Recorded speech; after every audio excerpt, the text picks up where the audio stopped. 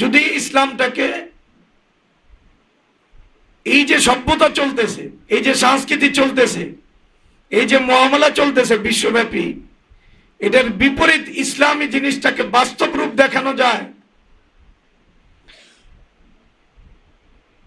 আর এটা যদি সারা পৃথিবীর সামনে আসে যে মুসলিমরা রাষ্ট্র কিভাবে চালায়, অর্থ কিভাবে চালায়, সেখানে গরিবরা কেমন সুখে থাকে, পিতামাতা কি পরিমাণ অধিকার পায়, বয়োবৃদ্ধরা কি পরিমাণ অধিকার পায়, সেখানে কি পরিমাণ ইনসাফ আছে, এটা যখন প্র্যাকটিক্যাল নমুনা হয় তখন আবার ওই নমুনাটাই মানুষের কাছে সামনে আসে। আর এখন পৃথিবী কোথায় কি হয় সারা পৃথিবী একসাথে দেখতে পারে। যদি সত্যিকারে প্র্যাকটিক্যালি ইসলামের নমুনাটা মানুষের কাছে আসতে পারে,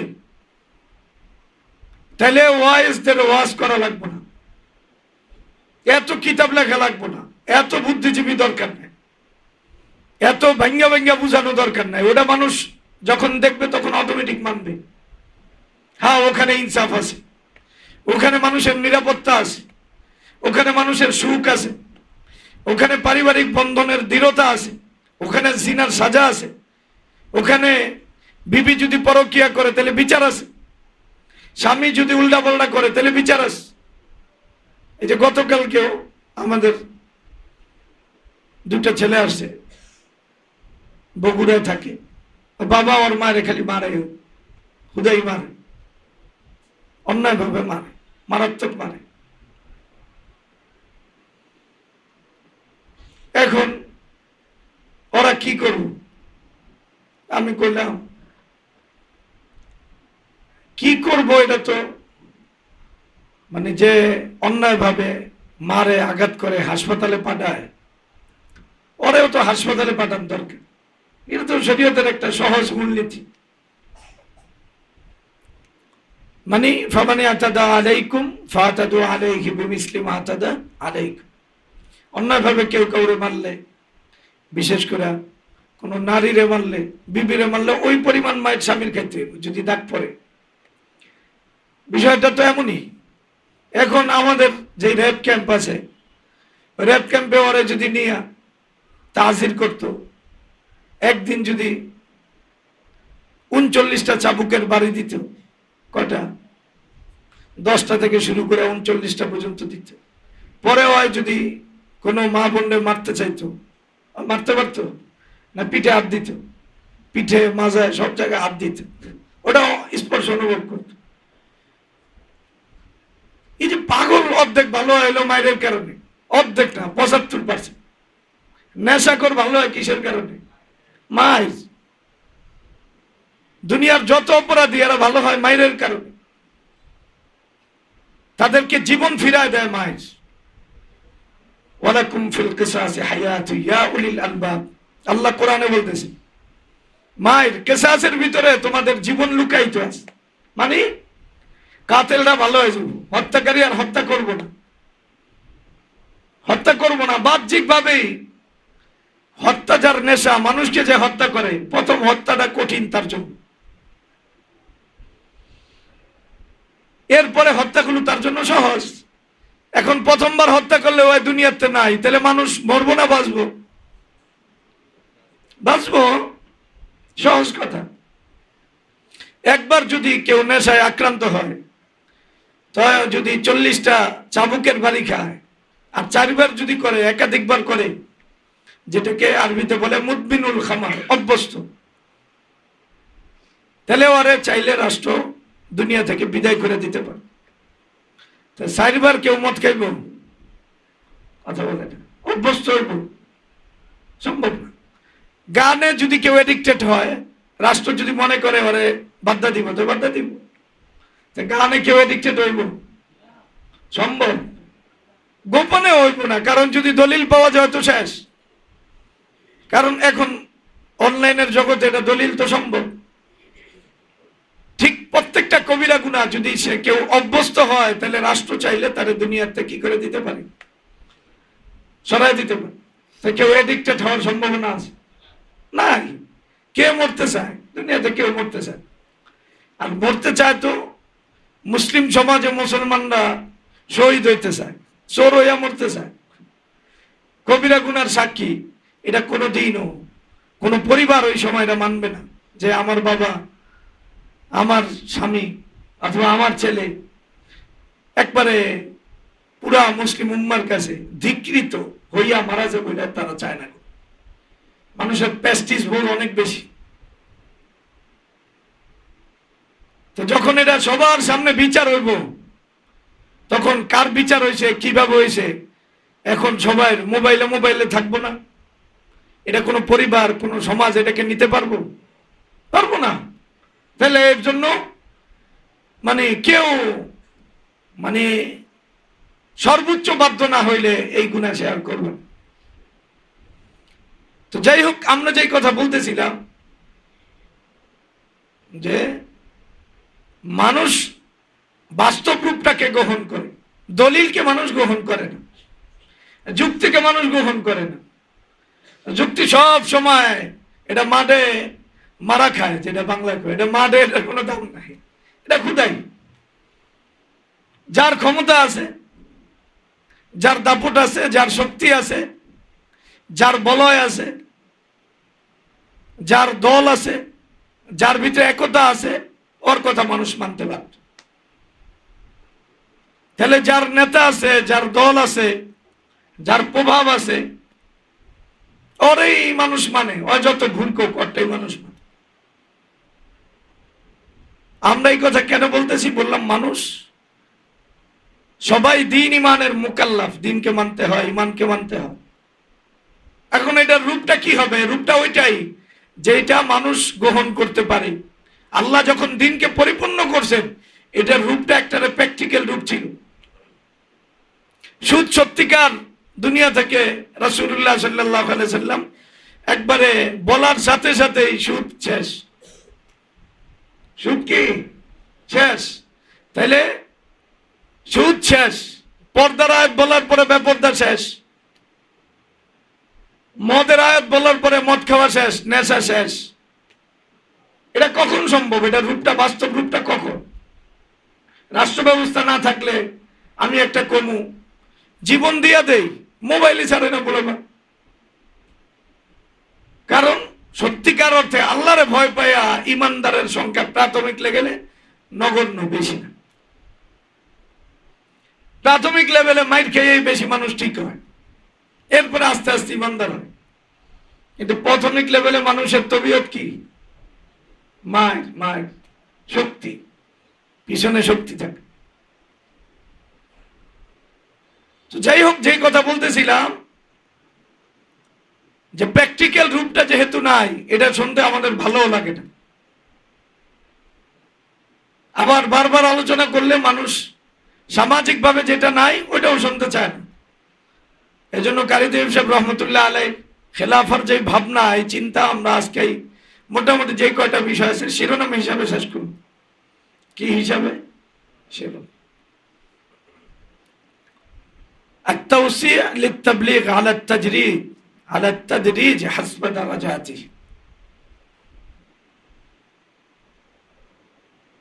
কারি তৈয়ব সাহেব রহমতুল্লাহ আলাইহি বলেন, রাষ্ট্রের জিম্মাদারি হলো দ্বীনের ব্যাপক প্রচার প্রসার ঘটানো, সবার কাছে দিনকে পৌঁছায় দাও। সেটা কাফের হোক এবং সেটা সাধারণ মুসলিম হোক, সবার কাছে দিনের কি করা? ব্যাপক প্রচার প্রসার। তাবলীগের প্রথম ধাপটা আসেই কাফেরদের জন্য। কাদের জন্য? কাফেরদের জন্য। তো যারা রাষ্ট্রের অধীনে জিম্মি থাকবে, এদেরকে দ্বীনের বিষয়টাকে ব্যাপকভাবে পৌঁছায় দিতে হবে, এটা রাষ্ট্রের একটা জিম্মাদারি। আমরা যে যারা মুসলমান থেকে খ্রিস্টান হয়ে গেছে, এদের পিছনে যে মেহনত করি, এই সেকেল ইসলামী রাষ্ট্র ব্যবস্থায় হওয়া সম্ভব না।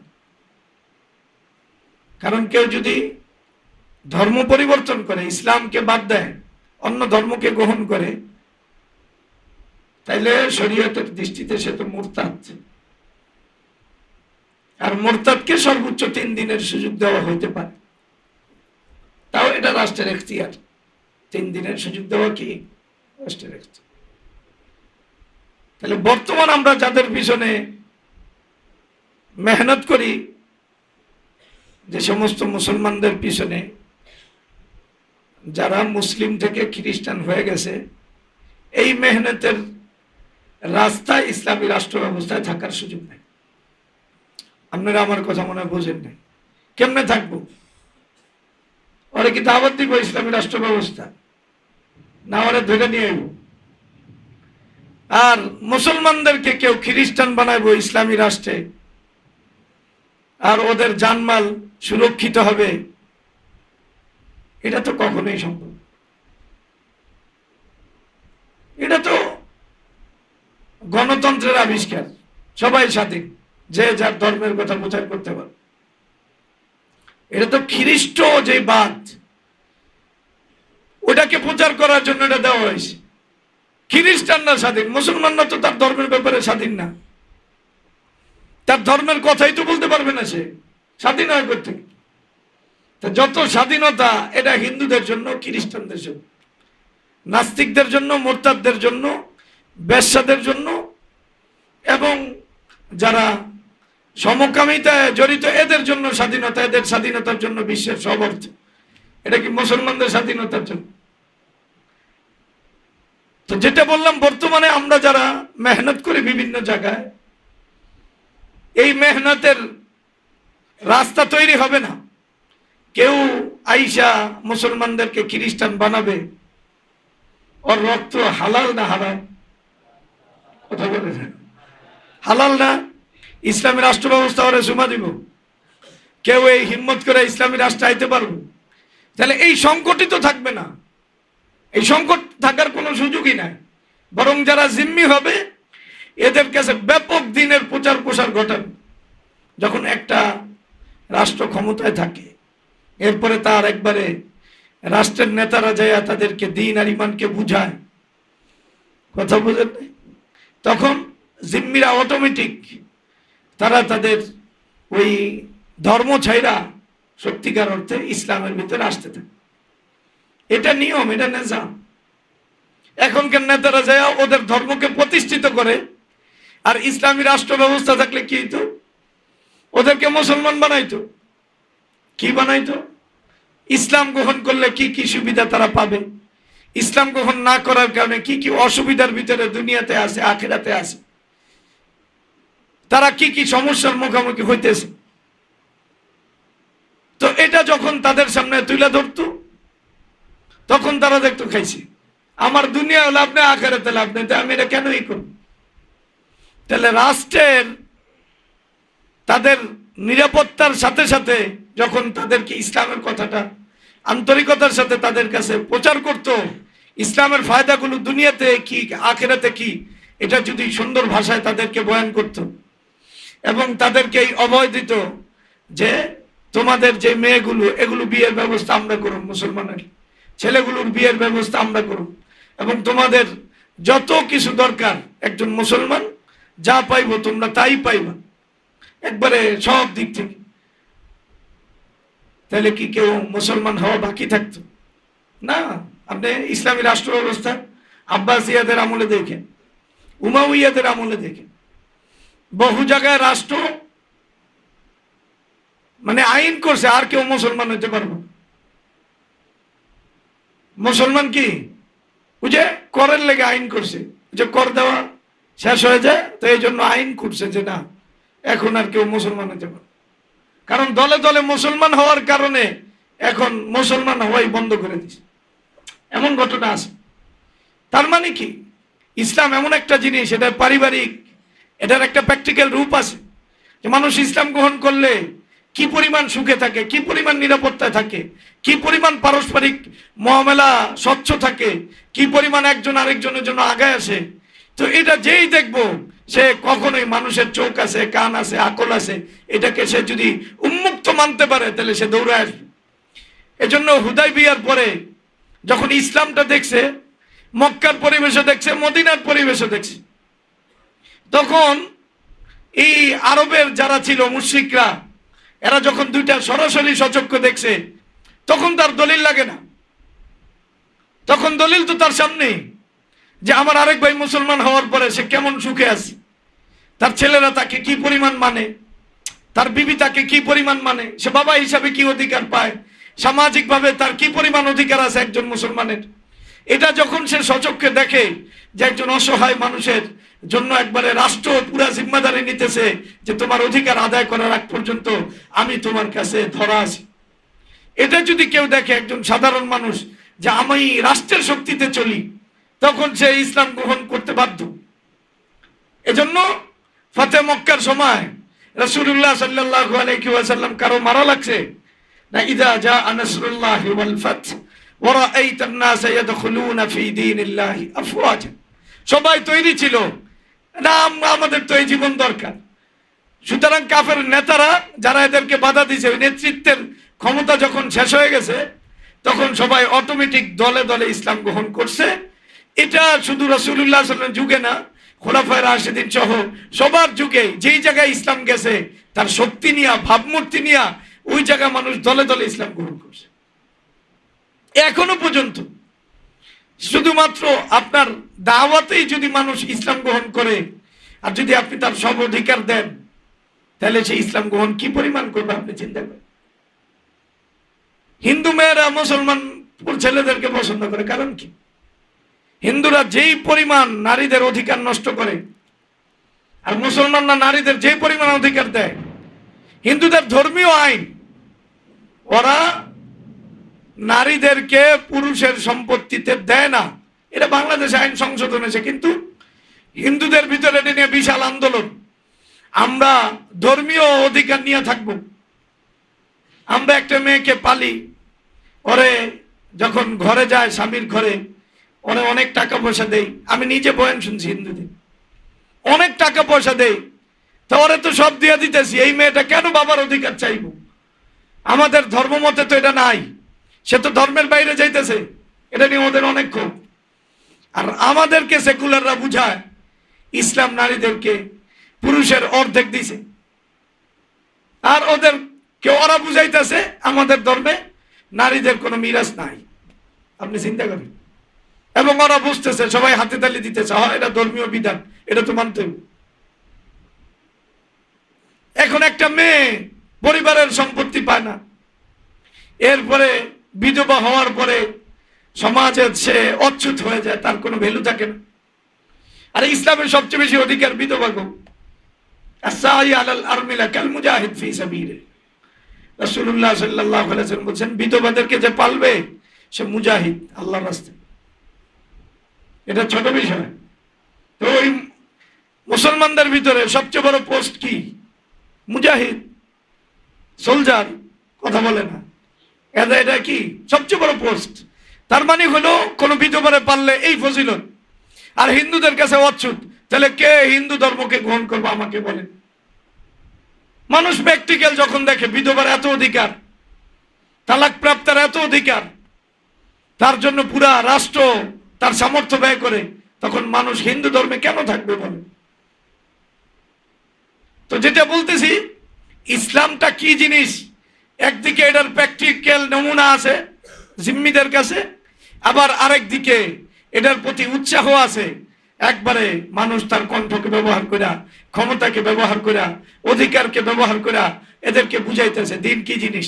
তখন কি মানুষ দিন ইমান থেকে দূরে থাকার সুযোগ আছে? তাহলে ইসলামের রূপটা ফুটার জন্য এটার একটা যেমন প্র্যাকটিক্যাল নমুনা আছে, এরপরে যদি এটার ব্যাপারে মানুষ কথা বলে, তখন মানুষ প্র্যাকটিক্যাল নমুনা দেখলে অটোই আসে। আবার দাওয়াতটা হলো বাড়তি, তাবলীগটা হলো বাড়তি। তদ্রূপ মানুষকে দিন আর ইমানের জন্য জমানের জন্য শুধু রাষ্ট্রীয় আইন যথেষ্ট না। এটা মানলে কি ফায়দা, আখিরাতে কি হবে, যখন এই আলোচনা প্রত্যেক মানুষ ব্যক্তিগত পর্যায়ে, ঘরে বাহিরে সব জায়গায়, এখন যেমন দুনিয়ার আলোচনা হয় সারাদিন নেই, তখন আখিরাতের আলোচনা হবে। দান করলে কি ফায়দা, এই আলোচনা হবে। মাল দিলে কি ফায়দা, এই আলোচনা হবে। সবাই হলো জান্নাত চায়। তো যখন এটার মানে ব্যক্তিগত পর্যায়ে, আবার মসজিদে, আবার ঘরে জান্নাতের আলোচনা, ওয়াজকুরনা মা ইউতলা ফি বুয়ুতিকুন্না মিন আয়াতিল্লাহি ওয়াল হিকমা। যখন রাষ্ট্র এই পরিবেশ করে দেয় আর ব্যক্তিগত পর্যায়ে এটার আলোচনা হয়, তখন মানুষের মেধা তৈরি হতে থাকে অটোমেটিক। রাষ্ট্র হলো সাপোর্ট দেয়, আর মানুষ ঘরে হলো এই তাবলিগের কারণে মানুষের ভিতরে নিয়মিত দ্বীনি চর্চা আছে। ব্যক্তিগত দুইজন, একজন আরেকজনের লগে চর্চা করতেছে দ্বীনের কথা, বাসে দ্বীনের চর্চা হয়, প্রতিষ্ঠানে দ্বীনের চর্চা হয়, মসজিদে দ্বীনের চর্চা হয়, রাস্তায় হাঁটলে দ্বীনের চর্চা হয়। এই চর্চাই মানুষকে আসলে একদিকে সমাজে চলে ইসলামী ব্যবস্থার চিত্র, আরেকদিকে চর্চা এটা চলে একবারে। তখন মা বোনদের কাছে তার স্বামী তার জীবন মরণ হয় না, তখন এই স্বামীর এসে হারাইতে চায় যে এই স্বামী হারাইলে আমি জান্নাত পাবো। এজন্য ইসলামী ইতিহাসে কোনো মা বোন তার স্বামী আল্লাহ রাস্তায় যায় শহীদ হবো এটা নিয়ে পেরেশানি, কোনো মার এটা নিয়ে পেরেশানি আমার ছেলে আল্লাহ রাস্তায় শহীদ হবে, এটা ছিলই না। কারণ তাদের এই মেধা এইভাবে তৈরি করা ছিল, রাষ্ট্র এটাকে সাপোর্ট দিছে। আর ব্যক্তিগত পর্যায়ে তাদের কাছে এটাই ছিল স্বপ্ন। মা এই স্বপ্ন দেখছে আমার ছেলেটা শহীদ হবে, আর বিবিরা এই স্বপ্ন দেখছে আমার স্বামী শহীদ হবে। এই জন্য তার কাছে দুনিয়াটা নাথিং মনে হয়েছে, এই দুনিয়া স্বাভাবিক, কোনো না কোনো একজনের সাথে জীবন কাটায় দিলে হলো, কিন্তু আমি শহীদের বিবি হতে পারলেই তো আমার জন্য আসল কামিয়াব। তাহলে ওই পরিবেশটা রাষ্ট্র তৈরি করছে। আর এখন এই একজন স্বামী, ওটাই ওর খোদা, এটাই ওর রব, এই রব ছাড়া তো চলতে পারবো না, এটাই ওর রাজ্জাক, এটাই ওর রিজিক দাতা। এই জামাইরা হারাইলে থাকবো কি, পড়বো কি, খাইবো কি? এই মহিলার ইমান আসে কই? কেমনে ইমান থাক? কারণ সে বাস্তবে দেখতেছে। এজন্য বাস্তবে যেটা দেখতেছে এখন এটা গায়েবটাকে সে মানতে পারতেছে না। বাস্তবে দেখতেছে একজনের স্বামী না থাকলে বর্তমানে তার কোনো হালত নাই। তো একজন ইমানদার তার স্বামীরে কইতেছে না তুমি মরে গেলে আমি থাকুন কি, খামু কি, পড়ুন কি? এখন যদি সর্বোচ্চ আন্তরিক হয় দিনের প্রতি থাকবো, তুমি যদি জেহাদে যাও আমার লগে লগে লয়ে যায়, আমার ঠিক আছে এটা কই। তা যদি বেটিকে লইয়ে এই যুগে জেহাদ করতে হয়, তো জেহাদ আর হইব নি? এই যুগে তো বেটার হয়েছে তাদের না জেহাদ, আবার লগে এক যদি বস্তা আরেকটা লয় তা জেহাদ হইব করতে। তো এই যে নারীর ভিত্তে মানে স্বামীকে রবের জায়গায় আনছে কেন? সামাজিক হালত এবং প্রেক্ষাপটের কারণে। সে এটাই মনে করতেছে তার বাচ্চা মরা একজন স্বামীর সাথে যুক্ত। সংসারে মা যদি ছেলেকে হারাইতেছে তাহলে মনে করতেছে হায় হায় এখন আর আমার তো কেউ নাই, একটা ছেলেই আসিল, এটাই তো গেছে কেন? এই মার ইমান থাকলো করতে। আর যদি ইসলামী রাষ্ট্র ব্যবস্থা থাকতো আর সবাই যদি জানতো তার ছেলে শহীদ হয়ে গেছে, তার মায় মনে করতো আমি তো জান্নাত পেয়ে গেছি। আর আমার অভিভাবক এখন সব উম্মতে মুসলিমা, তখন সবাই তো তার ছেলের জায়গায় আছে, সবাই তো তার একবারে অভিভাবকের জায়গায় আছে, তার তো পেরেশানির জায়গা নাই, তার জন্য দেখভাল করার ব্যবস্থা আছে। সে এক ছেলে হারাইয়া যদি দুনিয়া পায় আবার আখেরাতও পায়, সে চাইবো না কেন? এটা তার তো এটা চাওয়া লজিক, এটা তো তার সামনে দৃশ্যমান। তার সামনে আরেক মা আলোচনা করে আমার 4 ছেলে শহীদ হয়েছে, ওই আফসোস করে আরে আমার পোলা তো একটা, আমার এক পোলা শহীদ হয়েছে। এটা তো তার আলোচনার বিষয়বস্তু। একজনের স্বামী শহীদ হয়েছে, আরেকজনে থাকে পেরেশানিতে থাকে, আমার স্বামী যেতে পারবো না, এটা কেমনে সম্ভব? আমর ইবনুল জামুহ রাদিয়াল্লাহু তাআলা আনহু ও ইয়ার বদরের যুদ্ধে যেতে পারেনি, আবার নিজে ল্যাংড়া আছে। এখন উহুদে যখন রাসূলুল্লাহ সাল্লাল্লাহু আলাইহি ওয়াসাল্লাম যাওয়ার জন্য বলছেন, এখন বোর মনের ভিতরে খারাপ লাগা, আহারে আল্লাহ আমারে একটা স্বামী দিছে, এটাই হলো ল্যাংড়া, এটাই তো ওজন লয়ে বয়ে থাকবো, আমি তো শহীদের বউ হইতে পারব না।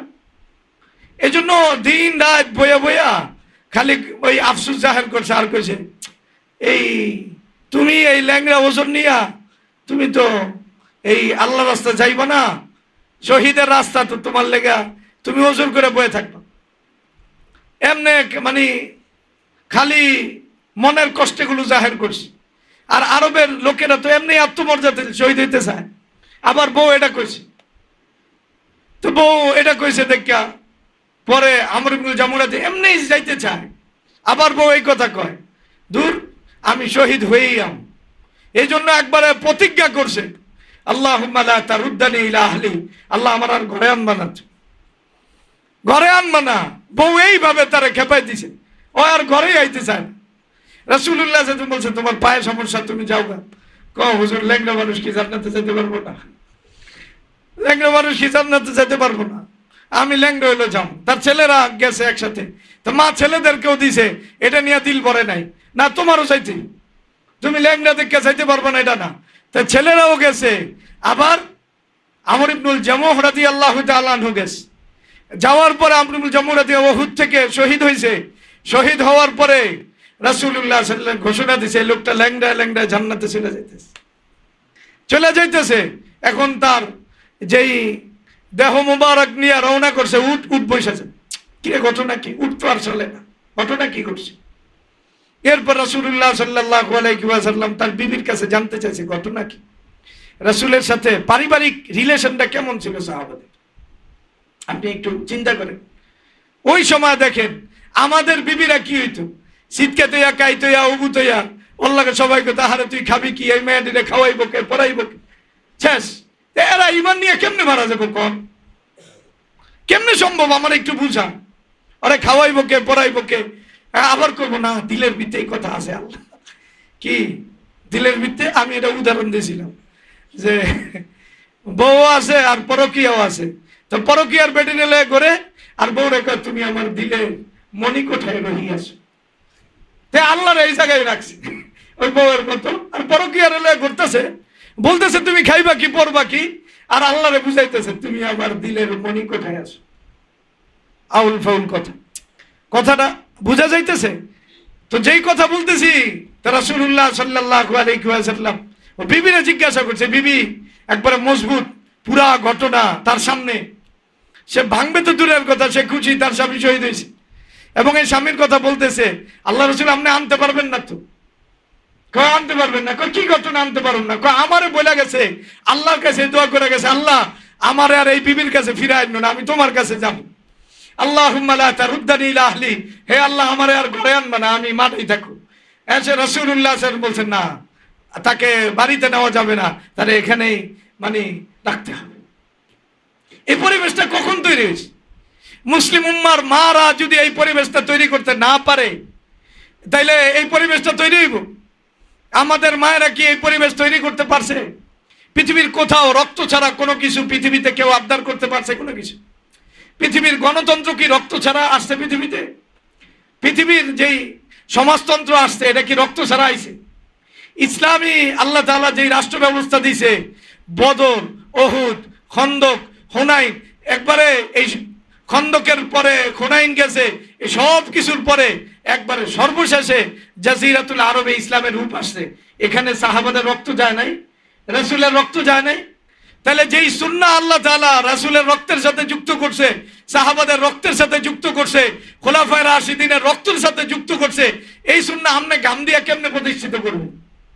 পৃথিবীর কেউ জানে না কোন সভ্যতা, কোন সংস্কৃতি রক্ত ছাড়া প্রতিষ্ঠিত হয়েছে, কোন বিপ্লব ছাড়া প্রতিষ্ঠিত হয়েছে, এটা কেউ জানে না। হ্যাঁ, লেখকদের লেখা, বক্তাদের বক্তৃতা এটা যুগাইছে, সহযোগিতা যুগাইছে। ফাকাতিল ফি সাবিলিল্লাহ লা তুকাল্লাফু ইল্লা নাফসাক ওয়া হাররিদিল মুমিনিনা আলাল কিতাল, তুমি নিজেকে মাঠে উৎসর্গ করো কিতালের জন্য, আর বাকি অন্যদেরকে উৎসাহ দাও। এই তো কথা। তো যেই কথা বলতেছিলাম, এই যে আমাদের 24-এ মারা মানে ঘরের ভিতরে পোলাপান্ডা রাখছে, মায়াকে রাখছে না, সেটা দিছে, বরং মারাও গেছে গা, বাবারাও গেছে গা, কারণ ওরা বলছে হয় এটা যাইতেও। আর এটা যখন ইসলামের শক্তি নিয়ে যাইতো মায়েরা, তাইলে এটা কি পরিমাণ শক্তিশালী হইতো?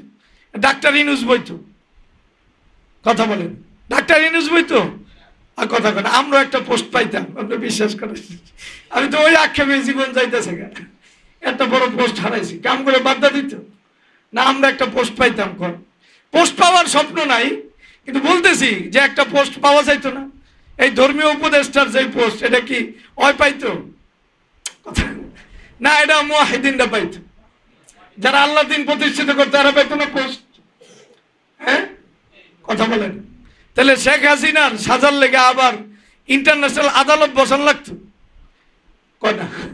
আর্মিরা ওই আশ্রয় দিতে পারতো না? এটা পরের দিনই সবটির জন্য ওয়ালাকুম ফিল কিসাসি হায়াত ইয়া উলিল আলবাব, এই যাদের মাথায় আকল আছে, গেলু আছে, দেখো কিভাবে তোমাদেরকে আমরা বাঁচাই দিই। আসো একবার স্টেডিয়ামে নিয়া, বাস সফান সফা, যাই হোক, আমি যেই কথা বলতেছি প্র্যাকটিক্যাল কথাগুলো আপনাকে বুঝতে হবে। তো এই যে আওয়ামী লীগারদের সাজার জন্য কি এত ট্রাইব্যুনাল লাগে? যাদেরকে আর্মিরা আশ্রয় দিছে, ওই আর্মিরাও তো সিরিয়ালে আইতো কি আইতো? এমনি ওরা আশ্রয় দিত না বাবা, ওরা আরো নিজেরে দেখাইতো আমরা আসছি, আমরা সত্যি আগে যা করছি। আগে ইন্ডিয়ার আর্মিতে থাকলেও এখন আমরা বাংলাদেশের আর্মিতে মুসলিম রাষ্ট্রের অধীনে, ইসলামী রাষ্ট্রের অধীনে নিজেরাই করছি। এটা করত। আর ইসলামী রাষ্ট্র ব্যবস্থার সবচেয়ে শক্তিশালী যেই পার্ট, ইউনিট, এটা হলো বিচার ব্যবস্থা। হ্যাঁ, বিচার ব্যবস্থা। আবু ইউসুফ রহমতুল্লাহ আলাইহি সব সময় আফসোস করতেন, আমি আল্লাহর কাছে কি জবাব দিব, কি জবাব দিব, কি জন্য আফসোস করতেন? তাদের অপরাধের ধরনটা ধরেন। হারুনুর রশিদ এবং আরেকজন হারুনুর রশিদের বিরুদ্ধে মামলা দায়ের করছে। তো মামলা দায়ের করার পর আবু ইউসুফ আলাইহির রহমার কাছে আসছে মামলা আসার পরে বাচ্চারে সাধারণত আবু ইউসুফ আলাইহির রহমান সবাই তো বাচ্চারে চেয়ারের ভিত্তিতে দেখে অভ্যস্ত।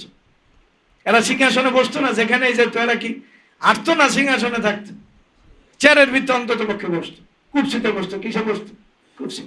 তো সচরাচর ওই বিচার দায়ের হয়েছে, সিরিয়ালে নাম আসছে কার? বাচ্চা হারুনুর রশিদের, আর ওই একজন সাধারণ মানুষের নাম আসছে। তো বাচ্চা স্বাভাবিক যে চেয়ারে বসা ছিল, আবু ইউসুফ আলাইহির রহমান মাথায় ওটা ছিল না যে চেয়ার থেকে দাঁড় করাই সাধারণ যে আসামি, ওই আসামির কাঠগড়ায় দাঁড় করাইব। তো আসামির কাঠগড়ায় আনছে, কিন্তু ওই চেয়ার থেকে উঠতে বলে নাই। সচরাচর যেটা দেখতে অভ্যস্ত, উঠতে বলে নাই। আবু ইউসুফ আলাইহির রহমান আজীবন কাঁদছে, তওবা করছে, আর বলছে সব সময় আলোচনা হলে এই কথা বলতো, কিয়ামতের দিন আল্লাহ যদি আবু ইউসুফরে ডাক্কা কয় যে বাচ্চারে আসামির কাঠগড়ায় সাধারণ মানুষের মতো তুমি কেমনে দাঁড় করাও নাই, তাকে তুমি কেমনে আসন দিছিলা, আরেকজন সাধারণ তো দাঁড়ায় ছিল, আর হারুনুর রশিদরে তুমি বসায় রাখছিলা, তুমি কেন বসায় রাখছো? এত কান্দা কাঁদছে আজীবন পর্যন্ত। আমি কিয়ামতের দিন আল্লাহর সামনে কি জবাব দিব? বাচ্চা হারুনুর রশিদের কাছেও বলছে আমার এই অপরাধের কি? বাচ্চা হারুনুর রশিদও বলছে আমিও তো খেয়াল করি নাই। সেও আফসোস করছে, আমারও তো সত্যিকার অর্থে দাঁড়ানো দরকার ছিল আসামির কাঠগড়ায়, সাধারণের দ্বারায়, আমি কেন ওই দিন চেয়ারে বসে রয়েছি? তো বাচ্চাও আফসোস করে, আর কে আফসোস করে? আবু ইউসুফ আলাইহির রহমান। পৃথিবীর ইতিহাসে কেউ এমন সাক্ষী আনতে পারবো? সম্ভব যে কি এর ভুল গেছিল যে বাচ্চারে আসামির কাঠগড়ায় দাঁড় করাইতে পারেন?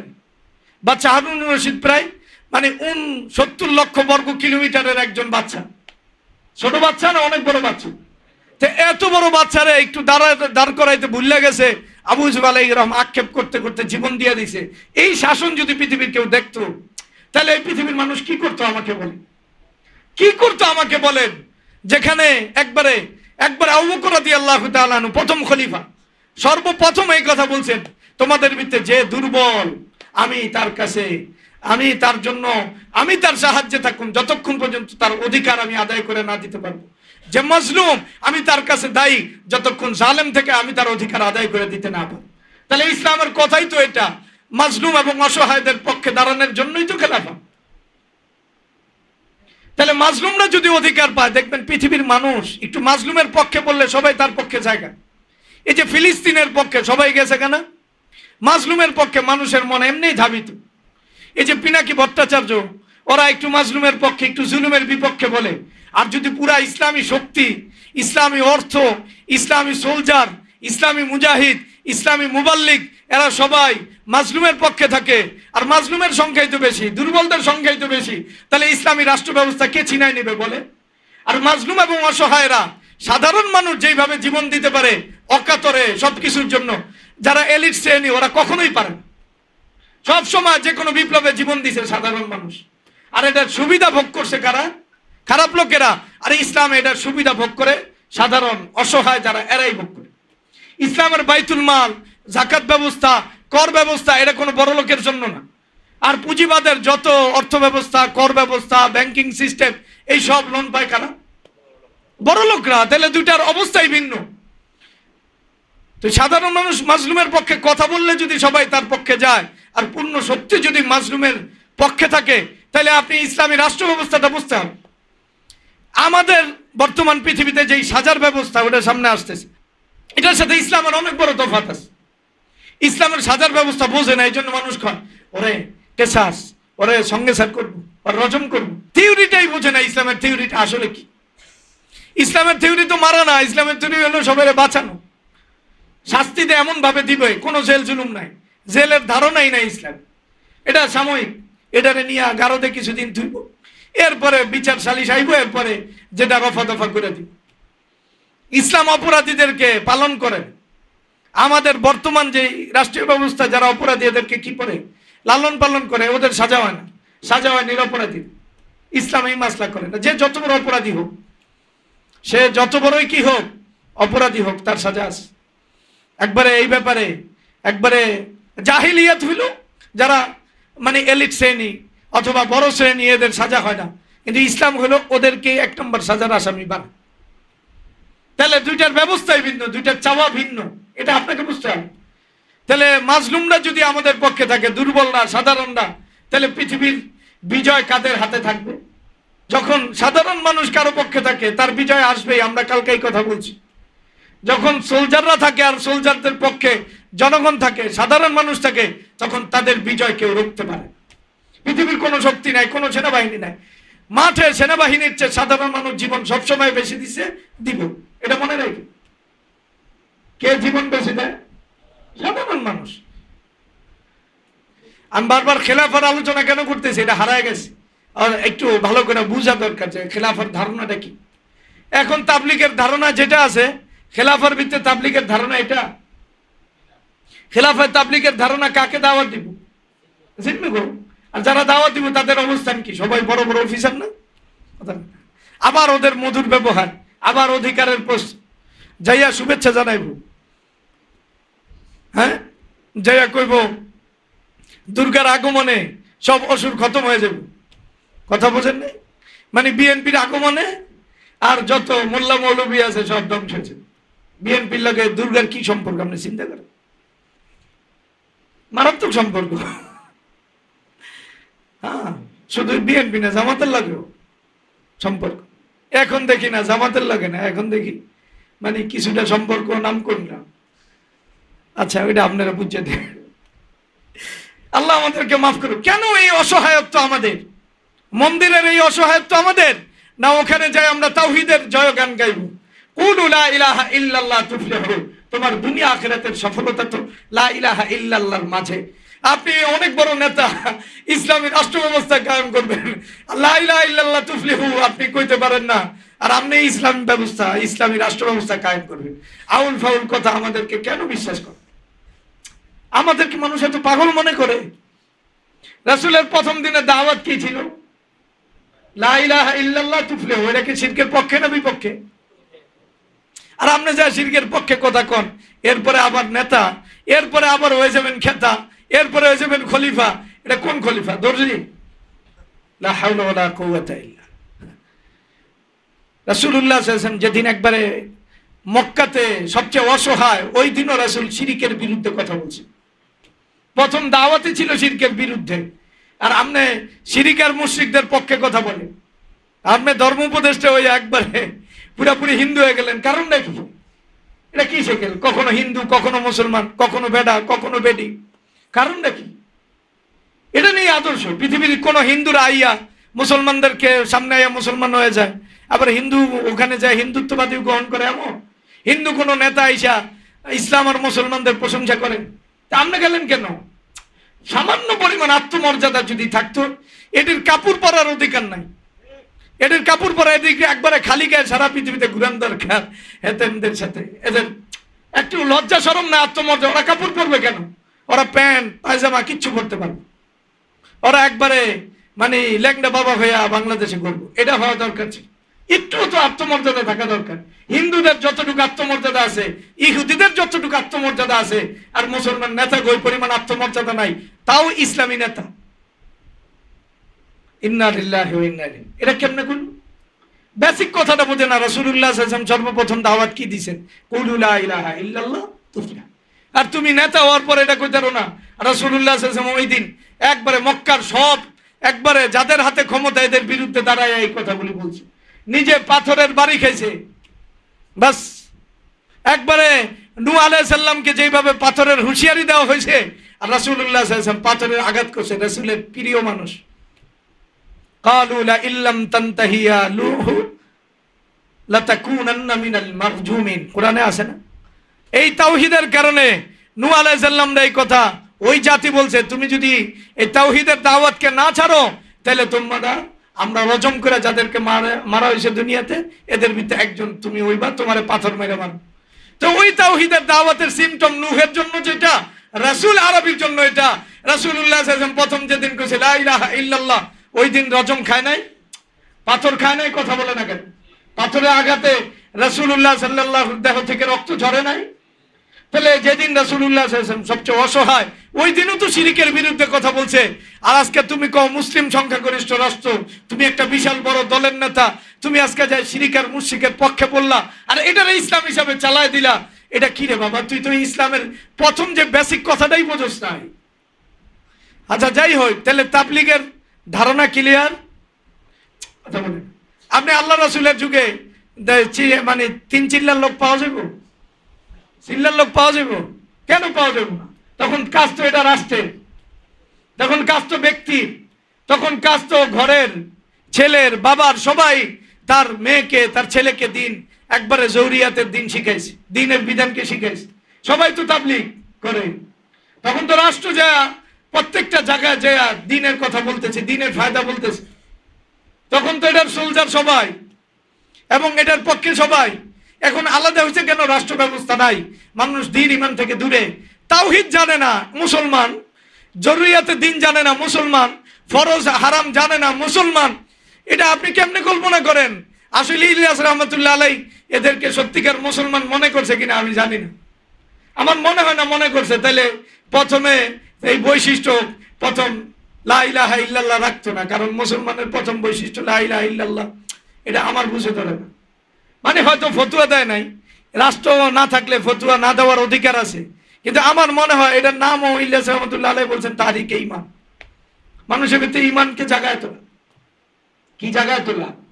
তাহলে ওনাদেরকে অন্তত পক্ষে ঈমান থেকে দূরে, এটা ইলিয়াস রহমতুল্লাহ আলাই মনে করছে, এটা ক্লিয়ার। এই জন্য ইলিয়াস রহমতুল্লাহ আলাই দাওয়াতের যেই কথা, আমি একবারে আপনি রাসূলুল্লাহ ইয়ারে যখন মানে পাঠাইছেন, ওই মুআয ইবনে জাবাল ইয়ামানে, ফাদউহুম ইলা শাহাদাতি আল্লাহ ইলাহা ফাইনহুম আতাউ লিযালিকা ফাআলিমহুম আন্নাল্লাহ ইফতারাজ আলাইহিম খামসা সালাওয়াতিন ফিল ইয়াওমি ওয়াল লাইল। নামাজের কথা পরে কইছে না? আপনি প্রত্যেকটা জিহাদের ভিতরে দাওয়াতের এই দেখবেন। তার মানে ইলিয়াস রহমতুল্লাহ আলাই দেখছে ক্ষমতা নেই, কি করব, অন্তত পক্ষে এই কথাটা কই। জিহাদের শিরোনাম বলে নাই, কিন্তু কথা তো দাওয়াত তো এক। রাসূলুল্লাহ সাল্লাল্লাহু আলাইহি ওয়াসাল্লাম মুশরিকদেরকে বেসিক কোন কথা বলছেন? একবারে সূরা বারার আয়াতগুলো, ফাইন তাবু ওয়া আকামুস সালাতা ওয়া আতাউজ যাকাতা ফাখাল্লু সাবিলাহুম, ওরা যদি কালিমার স্বীকৃতি দেয় আর নামাজ রোজা আদায় করে, যাকাত আদায় করে, তাইলে ঠিক আছে। আছে না? উমিরতু আন উকাতিলান নাস হাত্তা ইয়াশহাদু আল্লা ইলাহা ইল্লাল্লাহ ওয়া আন্না মুহাম্মাদার রাসূলুল্লাহ ওয়া ইকামিস সালাহ। নামাজের কথা আছে না নাই? তো তাবলীগের দ্বিতীয় পাঠ কালিমা, এর পরে নামাজ আছে না নাই? কথা বুঝেন? বেসিক্যালি আপনি যদি দেখেন, আসলে ওই যুগে হযরতের যে সামর্থ্য ছিল, ঠিক আসলে নববী পদ্ধতিতেই হুজুর ওটাকে সামনে আনতে চাইছে। আর যাকাতের সাথে আসলে মৌলিক রাষ্ট্রের সম্পর্ক, দাওয়াতের সম্পর্ক নাই, এজন্য যাকাতের পাঠটা আনে নাই। কারণ যাকাত উসুল করা, বন্টন করা, এটা কার কাজ? এটা ইলিয়াস রহমতুল্লাহ আলাইহির কাজ না। কিন্তু নামাজের দাওয়াত দেওয়া, নামাজের দিকে ডাকা, কালিমার দিকে ডাকা, এটা দায়ীরও কাজ, মুজাহিদেরও কাজ। তার মানে কি, আপনি একটু ভালো করে যদি চিন্তা করেন, যে আসল যেটা রূপ ছিল রাষ্ট্রের অধীনে, ওই রূপটা ইলিয়াস রহমতুল্লাহ আলাই কল্পনা করা উম্মার ভিতরে তার সামর্থ্য অনুযায়ী সামনে আনতে চাইছে। কি চাইছে? উম্মাকে আনতে চাইছে দিনের সাথে, এবং বলে না, এটা ভালো করে দেখেন, জিহাদ হাসান লিগানি মানে এটার মূল সৌন্দর্য হয় জেহাদের ভিতরে না, যে ফলাফলের ভিতরে সৌন্দর্য। অর্থাৎ এটার পরিণতিতে মানুষ মুসলমান হয়, শিরিক ছাড়ে, মানুষ মানুষের অধিকার খুঁজে পায়, আল্লাহর দ্বীন প্রতিষ্ঠিত হয়। তাহলে আসলে জিহাদের সৌন্দর্য কিসের ভিতরে? ফলাফলের ভিতরে। এটারে কয় জিহাদ এক জিনিস আর ফলাফল ভিন্ন জিনিস। তাহলে এটারে কয় হাসান লিগাইরিহি। এটার নিজের ভিতরে দেখলে তুমি সৌন্দর্য ডাইরেক্ট খুঁজে পাইবা না, এটার আসল সৌন্দর্য গায়ের ভিতরে। এই জিহাদের দ্বারা নামাজ তার আপন রূপ ফিরে পায়, ইসলামী অর্থ ব্যবস্থা আপন রূপ ফিরে পায়, সমাজ ব্যবস্থা সব কিছু তার আপন রূপ ফিরে পায়। এই যে ফিরে পায়, তাহলে জিহাদের সৌন্দর্য দেখার জন্য জিহাদের ভিতরে না তাকাইয়া ফলাফলের দিকে তাকাইতে হবে না। এখনো কথা বুঝেন? তাহলে জিহাদের সৌন্দর্য ফোটে কোন জায়গায়? ফলাফলে। বলেন ফলাফল। তাহলে ফলাফলের ভিতরে এটার সৌন্দর্য, এই কথা বুঝাইতেছি, এটা আপনার বুঝতে হবে। ফলাফল না বুঝলে আপনি বুঝবেন। ঠিক তদ্রুপ ভাবে ইলিয়াস রহমতুল্লাহ আলাই এই মেহনতকে এটারে বলছেন, এটা তাবলিগটা আসল, এটা দিন বলেন নাই। যেমন জেহাদকে ডাইরেক্ট সৌন্দর্য বলে নাই মানুষ, তাবলিগকে হুজুর আসল দিন বলেন নাই। বলছেন এর উপরে মেহনত করে আমল করিয়া চলিতে পারিলে দিনের উপরে চলা সহজ। তাহলে দিন আরেকটা পাঠ, আর দিনের উপরে চলার জন্য এই একটা একসাথে জামাতবদ্ধ একটা মেহনত জারি করছে। ক্লিয়ার? বুঝা গেছে এখনো কথা? বুঝেন? তাহলে জেহাদের ভিতরে যেভাবে ডাইরেক্ট তাকাইলে আপনি কি পাইবেন না? দিনের সৌন্দর্য পাইবেন না। দিনের সৌন্দর্য এটার বিপরীত, এটার ফলাফলের ভিতরে। ঠিক তাবলিগের ব্যাপারে হুজুর বলছেন এটা আসলে দিনের একটা মেহনত, দিনের উপর উঠার মেহনত। এটা আসল দিন না, আসল দিনকে আপনাদের গ্রহণ করতে হবে। ওই আসল দিনের জন্য, জুড়ানোর জন্য এই কাজ।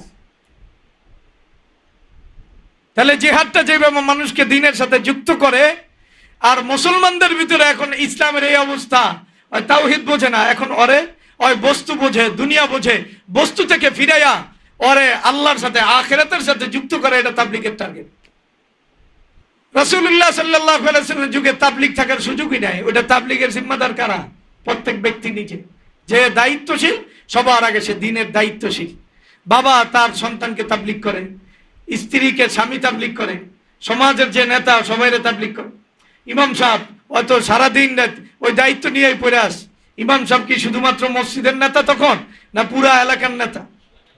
তাই ইমাম সাহেব যখন এলাকার নেতা হইব, এবং ইমাম সাহেবের দায়িত্ব যখন এটা হইব এলাকায় দিনের কাজ করানো, তো তাবলিগের দায়িত্ব তো ইমাম সাহেব নিয়েই নিছে, ঘরের লোকেরা নিয়ে নিছে, প্রত্যেকে দায়িত্ব নিছে।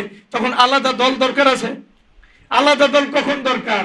যখন মানুষ এটা একবারে ব্যক্তি পর্যায় থেকে নিয়ে রাষ্ট্রীয় পর্যায়ে এই দায়িত্বটা ভুলে গেছে, তখন তার আরেকটা নতুন দায়িত্ব নেওয়া লাগছে। আল্লাহ আমাদেরকে দিনের সহি বুঝ দান করুন।